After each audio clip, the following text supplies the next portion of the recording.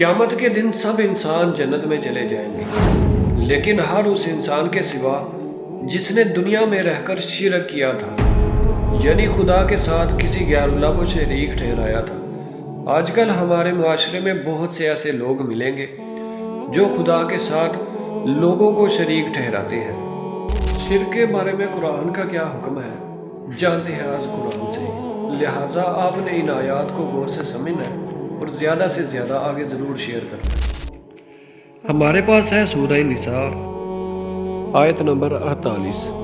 یقیناً اللہ تعالیٰ اپنے ساتھ شریک کیے جانے کو نہیں بخشتا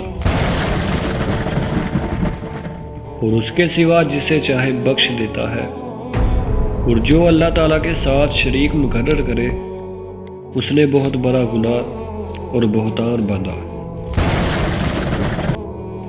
کیا آپ نے انہیں نہیں دیکھا جو اپنی پاکیزگی اور ستائش خود کرتے ہیں، بلکہ اللہ تعالیٰ جسے چاہے پاکیزہ کرتا ہے، کسی پر ایک داغے کے برابر ظلم نہیں کیا جائے گا۔